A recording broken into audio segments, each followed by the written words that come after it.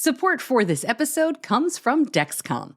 The all-new Dexcom G7 continuous glucose monitoring system is now available. Powerful and simple, Dexcom G7 is proven to lower A1C and help you spend time in range, all without finger sticks, scanning, or calibrations. There are so many amazing new features to talk about, I'm never sure where to begin. Dexcom G7 is 60% smaller than the previous generation and is the most accurate CGM system out there. The 30-minute warm-up period is fantastic and up to 2 times faster than any other CGM brand. And I love the all-in-one sensor and transmitter. To learn more, go to diabetes-connections.com and click on the Dexcom logo. This is Diabetes Connections with Stacey Sims. This week, we've been hearing about so-called smart insulin for a long time. This refers to insulin that would react to glucose levels and adjust by itself with no external device like a CGM needed. You'd inject and let the insulin do the work. I'm talking to Sensulin CEO Mike Moradi about where their version of this amazing sounding stuff stands, his family connection that really feeds his passion here, and what has to happen to get glucose-responsive insulin into the hands of people who would benefit. This podcast is not intended as medical advice. If you have those kinds of questions, please contact your healthcare provider. Hello and welcome to another week of Diabetes Connections. I'm your host, Stacey Sims. Always so glad to have you here. We aim to educate and inspire about diabetes with a focus on people who use insulin. As I'm recording this episode, it's a big anniversary for the show. I launched Diabetes Connections at the very end of May 2015. We started showing up on all the major platforms the first week of June. So here we go into year 10 of what I thought was going to be a project just to keep me a little bit busy after I'd left my radio job. Thank you all so much for listening all of this time. I know new people come in all the time, and boy, it's amazing. I'll have more to say about that. Maybe we'll do a big special bunch of shows for next year or something. But for right now, I just really want to say thanks. I also want to say something, and, there's a philosophy of not pointing out your mistakes, but after 9 years of doing this show, boy, did I make a big one recently. I'm going to tell you about it after the interview. Some of you know exactly what I am talking about, especially if you subscribe or follow the show on Apple Podcasts.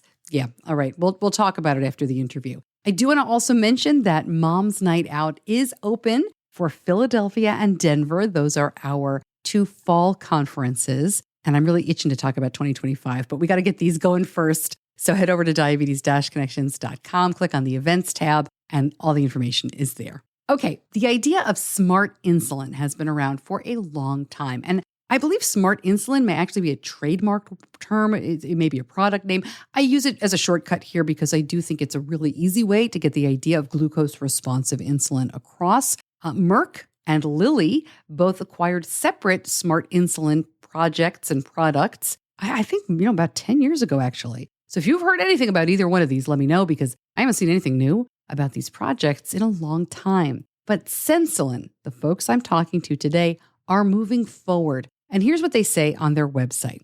Sensulin is a preclinical biopharmaceutical company developing a glucose-responsive insulin for type 1 and type 2 diabetes. Ultimately, Sensulin may eliminate the need for separate basal and mealtime insulin, offer a substantial improvement in standard of care, and most importantly, give those with diabetes a chance at a normal life. My guest this week is Mike Moradi. He is a successful entrepreneur, having founded or been a principal in several nanotechnology and biopharmaceutical startups. He is a co-founder and CEO of Sensulin. Our conversation right after this. I love when I don't have to deal with a faraway mail order system, when I can just pick up diabetes supplies from the pharmacy. Omnipod is the only tubeless full-feature insulin pump available through the pharmacy. It makes it simple to pick up pods and insulin in the same place, and you avoid those high startup costs from traditional tubed insulin pumps. You simply pay as you pod. Remember, pharmacy means no commitment, and pharmacy means you can switch now, even if your tubed pump is under warranty. Learn more, go to diabetes-connections.com and click on the Omnipod logo. For full safety risk information and free trial terms and conditions, visit omnipod.com/diabetesconnections. Mike, thanks for joining me. I'm really interested to learn more. Thanks for coming on the show. Yeah, happy to join you and appreciate all that you do for patients. Oh, thank you very much. I'm so intrigued by this. I'm not exactly sure where to start. So let's start very simply. What is Sensulin? What does it do? Yeah, thanks. So we're a drug discovery company that's focused on type 1 and type 2 diabetes, and we're developing what's called glucose responsive insulin. So basically, it's sort of like a chemical pancreas that when blood sugar is high, more insulin is released. When blood sugar returns back to normal range, it releases less. So from a patient's perspective, it's completely passive, but I think for all practical purposes, it acts a lot like a healthy functioning pancreas. It's hard to comprehend after 17 years of helping my son with this, lives with type 1. What would it look like in day-to-day life for somebody who would use it? Should we clear the FDA, it would be completely seamless for patients. So if they're currently using disposable or reusable pens, it'll come in the standard 3 ml cartridges that they all use. It could also be used in a pump or a patch, but essentially no change in behavior required, other than the goal, of course, is to get to single dose once a day. That would, of course, replace the need for separate basal and mealtime injections. Although I think even the minimum product is something that looks a lot more like a basal insulin that has the ability to meet some of the mealtime demand. And that, of course, results in better glucose control over the life of the patient. So I think at the end of the day, what the FDA really cares about most is reducing the incidence of hypoglycemia, which I'm sure you know, having family members, that's basically half the cost of treating type 1. The one time per year on average that a patient has to go to minor emergency or the ER. And admittedly, for type 2, that's less of a concern in some respects, but having simpler, safer forms of insulin to bring patients in is always a big plus. So that's something that we're very, very passionate about and hoping to get into the clinic here very quickly. I don't know how much you can tell us, but how does it work? It seems, for people who are used to, okay, I take my insulin. If my blood sugar goes too low, I take glucose, or if it's really low, I take emergency glucagon. I think many of my listeners are familiar with the iLet pump in development, where you'd have a dual chambered pump with glucagon on one side and insulin on the other. But that's not what you're talking about here. Yeah. This is basically just clever chemistry. So it does more or less the same thing that an insulin pump attached to a CGM that can automatically dose would do, albeit in this case, to put it in somewhat technical terms, every vaccine and a number of FDA-approved drugs use something called a liposome or a lipid nanoparticle, which is kind of like an artificial cell that, in this case, instead of vaccine, encapsulates insulin. And so if you imagine a large number of these insulin-containing spheres that are sort of glued together, which in this case, we use a boronic acid derivative, which is a fancy way of saying a glue that dissolves in the presence of sugar. You can kind of begin to visualize what that might look like. So you've got all these little bubbles with insulin in them that are loosely glued together, and the patient would inject the formulation just as they would any other insulin into the subcutaneous tissue. And there's always going to be some sugar present in the skin, and that sugar will interact with the glue, but just barely. So that's kind of the baseline release rate. And once the patient eats or drinks anything containing sugar, it might take 10 to 15 minutes for glucose to work its way into the skin, at which time you have more collisions between glucose and the glue, so to speak. So some of the liposomes will start kind of cleaving away from the matrix. And that's how you're able to increase the release rate proportional to the level of blood sugar. But it is also reversible in the sense that when blood sugar returns back to a normal level, you have fewer collisions between glucose and this glue, if you will. So that's how you're able to meet both the mealtime demand as well as the demand between meals and overnight, which we think at the end of the day, if we can show that in the clinic, would definitely reduce the incidence of hypoglycemia and, of course, also protect patients from hyperglycemia, where a lot of the long-term effects of diabetes are associated. What a great explanation. I mean, that's got to be hard for you guys as chemists to break it down like that. It really is a great way to visualize it. I appreciate that. Yeah, thanks. And, we're not the only ones doing this. It's a very competitive space. And I know, at least from my perspective as a biochemist, even I'm frustrated with how slow things can be when it's trying to get things through the FDA. So I'll put it this way. There's probably 6 or 7 different technical approaches of significance maybe two or three of them are relevant. But from the patient's perspective, I think it's relatively easy to assume that we could have a first approval by 2028, 2030, whether that's Lilly or Novo or us or one of the other entrants in the space. I'm glad you brought up at least a little bit of a timeline. I know that we don't like to put a time stamp on these things, but I feel like I have been hearing about smart insulin for a very long time. That's why I was so happy to talk to you, because I thought, let's get a gut check. Let's see what's going on here. And there are many companies working on this, as you said, which makes me very hopeful because, right, this is, you're hoping somebody kind of goes through. Where is Sensulin in the process right now? Yeah, so we're one of those companies that, like many small companies, had been starved for resources for a number of years, but kept making steady progress along the way. And we effectively did a restart at the end of 2021 when we brought in some venture capital and essentially built out a proper team. So we're kind of at that point where I'll put it this way: there's you do a lot of basic research, which is all pretty much done at this point. We have a good understanding of the system. We're now in what's called lead optimization, which I refer to as sort of a research whack-a-mole. You solve one problem and then another one pops up, and you just kind of hope that you can work your way through those issues in a timely fashion, such that you find a construct you feel comfortable putting into the FDA. And we still have to do all the same things that every other company has to do. I mean, the FDA requires 2 animal species before you can at least put in your application for a human clinical trial. So we still have to go through all of that. But the good news for us is we are the only glucose responsive insulin that does not chemically modify the insulin itself, at least that we know of. So in theory, that means we can cite 4 decades worth of data for the recombinant human insulin that we use as the active ingredient in our drug. And that, in theory, in a world of $30 insulin, it means that we can be competitive. And of course, the real goal is not to be lowest cost, but rather best in class. And we still have an opportunity to do that. So, I think if you ask any of the big pharmas that are active in the space, they'll tell you that they see glucose responsive insulin as a big enough challenge and a big enough opportunity that they're all going to be placing multiple bets, both in terms of developing their own candidates internally, but also strategically buying assets that they can develop from smaller companies like ours. So, I think don't lose hope. Just be advised that things take a while in FDA land, and that's just the nature of the beast. Oh, no, lots and lots of hope, especially for something like this. But clarify something you said that I think went by quickly. And you talked about using insulin that's already on the market. This is not going to be and it sounds kind of silly the way I'm saying this in my brain, but bear with me. I'm not a biochemist. This is not like an insulin you're producing from scratch. You are changing the chemical makeup of an existing insulin. You're adding something to existing insulin.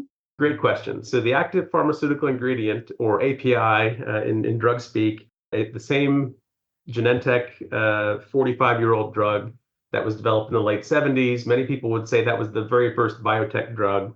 And the fact that we're not chemically modifying that insulin is a huge advantage from a regulatory perspective. It just means trials will be much simpler, cheaper, faster, whereas every other glucose responsive insulin that we're aware of, they have to use chemical processes to make it more bioavailable, or it basically, from an FDA perspective, it's considered an NCE, or new chemical entity. And that means you have to go through like the full battery of 3-phase studies, and there are, particularly for diabetes drugs, cardiovascular outcome studies and kidney outcome studies, things that get very, very expensive in phase 3. And the reason why it costs upwards of $1 billion to get a new drug approved these days. So at least in theory, we can short circuit a lot of that process. We still have to put this in front of the FDA. But I think at the end of the day, just that simplicity in many ways is our biggest advantage. So we're doing our best to at least make sure we can have a shot on goal. That doesn't mean that the drug's definitely going to work. I mean, we still have to prove this, but I'm just really excited to at least be getting to this point because it's taken a while. Yeah. Mike, I'm sorry, one more question on the insulin, just to clarify for me. Which insulin are you using? So think of it this way. It's the same recombinant human insulin, or RHI, or normal insulin, I guess, depending on how you refer to it. Yeah, that's the same core drug that we're using. All we're doing is adding some formulation around it. So these liposomes and the linkers that connect the liposomes together, all of that's really just a drug delivery system rather than a new drug. Like a lot of people in the diabetes community, you came here because you have a family connection. You were not starting out to be in the diabetes business. Can you tell us a little bit about your family, about why this is meaningful to you?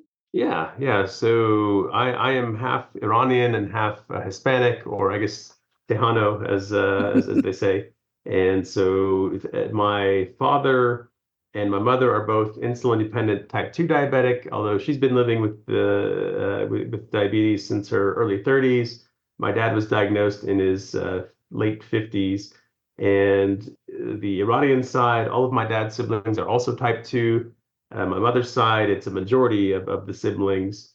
So for me, it's more than just a company. We want to make sure that this succeeds and has kind of a shot on goal, so to speak.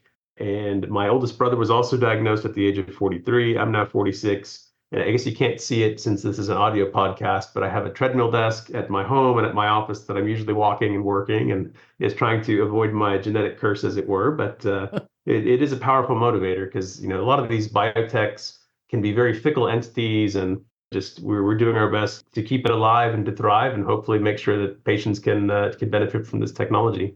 Yeah. And I guess that leads me to ask, this product is meant for people with different kinds of diabetes. There wouldn't be a different formulation, right? Right back to our conversation. But first, Diabetes Connections is sponsored by Gvoke HypoPen. Now that Benny is on his own more and more, I'm grateful that he's open about his diabetes journey and always tells his friends how to use his emergency glucagon, Gvoke HypoPen. Gvoke HypoPen is a ready-to-use rescue pen for treating very low blood sugar in people with diabetes ages 2 and above. If you take insulin or sulfonylureas, you are at risk for your blood sugar going too low. Low blood sugar emergencies can happen unexpectedly, and they demand quick action. You need a safety net when it matters most. Be ready to treat a very low blood sugar with Gvoke HypoPen. Find out more, go to gvokeglucagon.com/Stacy. That's gvokeglucagon.com/STACEY. Gvoke should not be used if you have a tumor in the gland on top of your kidneys called pheochromocytoma, or if you have a tumor in your pancreas called insulinoma. Visit gvokeglucagon.com/risk for safety information. Well, exactly. I mean, it's so Sensulin should be good for patients with type 1 or type 2 diabetes. It should be usable for patients that are on a patch, a pump, or using the disposable or reusable injector pens that are pretty ubiquitous around the world. And I think, just given the fact that there are some cure therapies out in the pipeline today, and some of those are quite exciting from a patient perspective, and I hope they all work. But I think even in a world where a Vertex drug or there are cures available, the world still needs better, cheaper insulin. And particularly just around the world where you don't have quite the the crazy healthcare system that we do in the United States. So what's to say that a patient in Indonesia or Saudi Arabia or in China shouldn't have access to the best low cost insulin as well? So think of it as kind of our attempt to make a frugal innovation play that we think could be one of the most impactful innovations of all time, but admittedly should also be super impactful here in places like the United States. I meant to ask you earlier with Sensulin, the way it works, and I know there's a lot of trials to come, is the idea that would the liver be involved at all? Is the liver kind of left out? Because, I mentioned emergency glucagon. I think most of my listeners understand how that works, right? You take an injection of emergency glucagon, it produces a response where your liver then releases emergency glucose. Is that at all happening here with Sensulin, or it's all being done by controlling the dose of insulin itself? But you have slightly different mechanisms in type 1 and type 2 patients. But I think the fundamental premise is that this should be sort of a drop-in formulation, regardless of the type of insulin a patient is using, and probably would not have significant differences from sort of their bodily response, regardless of the sort of the initial form of the insulin, if that makes sense. So I think that's actually one of the best things about this, is the fact that it would be considered, quote, a drop-in type replacement. So what's next? We talked a lot of kind of a far ahead timeline. We'll be patient, but what's next for you guys? Well, I would say we have a number of things in the works, just some additional formulation efforts, and then where things start to get rather expensive is when you It began dosing patients in a human clinical study. So we've already lined up all of the clinics to start the studies. We're just kind of at that point where we need to do just a little bit more optimization before we're ready. And so I guess at the end of the day, we as a company are starting to think more about becoming a clinical stage company as opposed to a more research-oriented company. So that probably means a bit of a shift in the type of people that are that we're hiring. So kind of less science, more sort of clinics, clinic type hires, medical doctors, et cetera.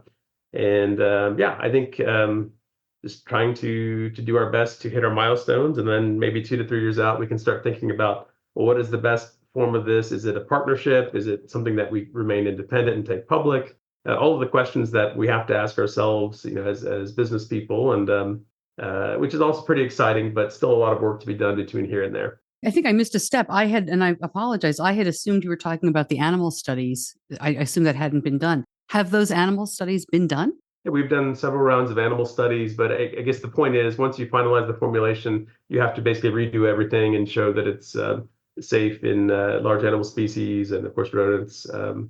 So it's sort of a constant process for us and for everybody else in the industry. So it's silly to ask then, does it work? Because obviously you've gone through the animal trials, but can you tell us a little bit about results or I don't know what you're allowed to say, but I mean, are the rodents with diabetes doing great on Sensulin? Yeah, so the standard that we use in rodents is very different than that in humans, but the approximations that we have show glucose responsiveness and robust glycemic control across kind of the 24-hour experimental period, which you stack a few of those together and you think, okay, we know the underlying system works.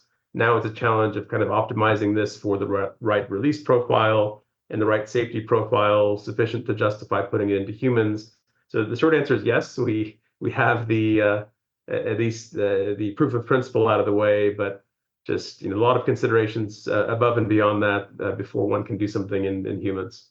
It's been a Herculean effort from a lot of scientists that have stuck with this for quite some time. And a lot of our team are former Amylin scientists and executives. Amylin was sort of the big type 2 diabetes company that was acquired in 2012.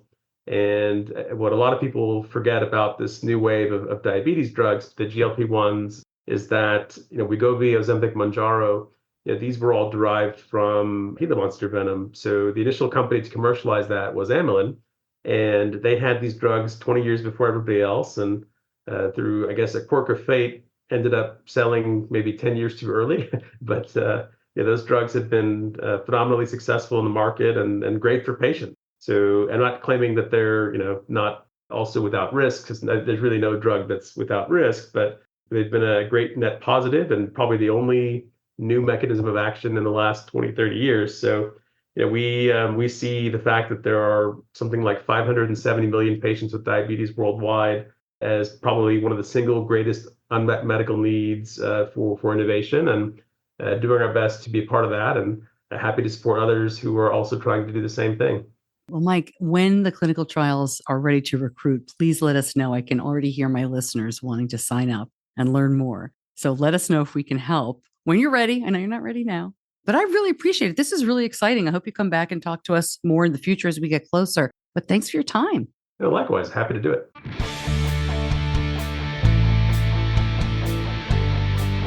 You're listening to Diabetes Connections with Stacey Sims. I will link up all the information from Mike over at diabetes-connections.com. Of course, when they move to human clinical trials, we will definitely let you know. That's going to be very big news. And wouldn't it be cool to get in one of those?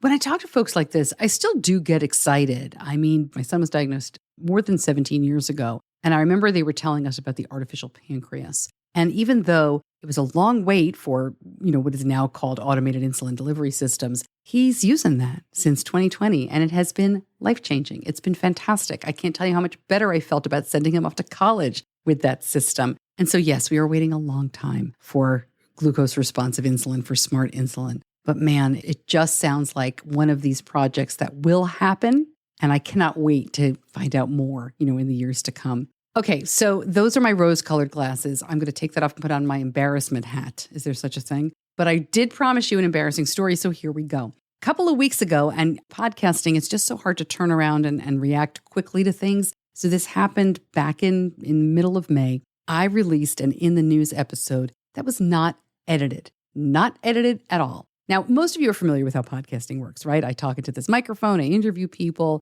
There's a lot of there's a lot of stumbling around. Maybe I should just tell you that we're perfect all the time and this was an anomaly. But, there are things that we take out of the podcast. So it's a good listening experience.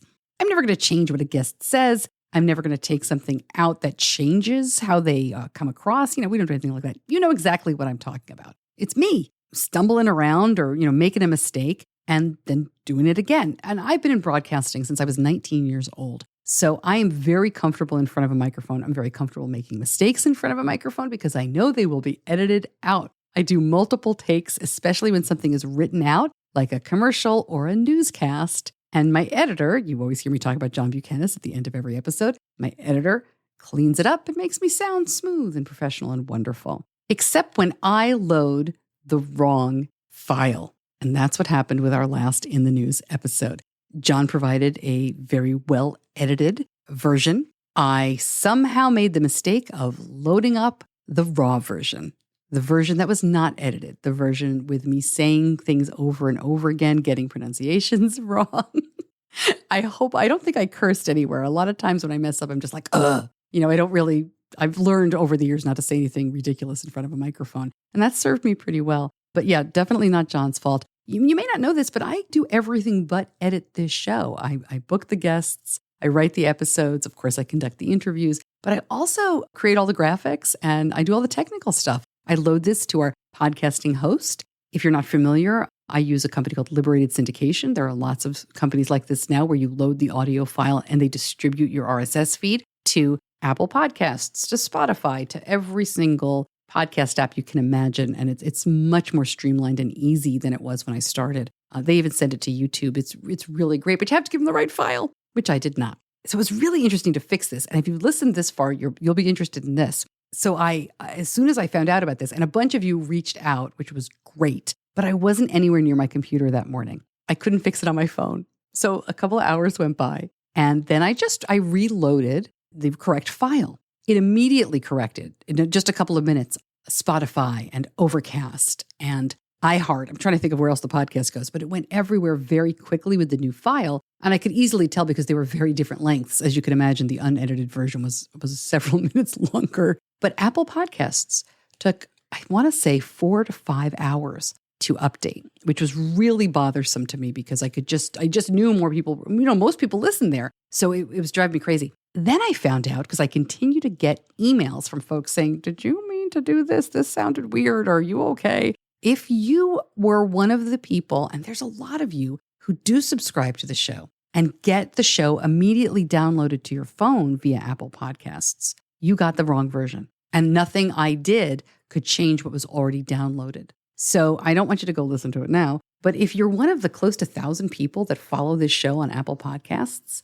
that was really interesting to learn. It makes perfect sense, right? Once you download a podcast, which Apple does for you automatically, you can limit the number of episodes per podcast, but I think the default is something like 5. But once you do that, it's there until you delete it. And me uploading a new file doesn't replace it. It just makes it available for you to manually download. It's a really interesting lesson learned after 9 years of doing this. But podcasting does change all the time. So that may be something that was different way back when. I just never had a need to find it. I've actually done this once before, but it was a lot less widespread. We got to it very, very quickly. But it was not fun. So you're not supposed to call attention to your mistakes. There are probably some of you who had no intention of listening to that In the News episode who will listen to it now. But, hey, we've been doing this together for a long time. I thought it would be interesting to share and a good reminder that nobody's perfect. Okay, thank you, as always, to my editor. It was not his mistake, John Buchanan from Audio Editing Solutions. Thank you so much for listening. I'm Stacey Sims. I'll see you back here soon. Until then, be kind to yourself, even if you load the wrong audio.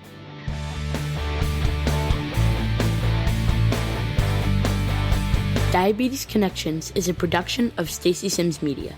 All rights reserved, all wrongs avenged.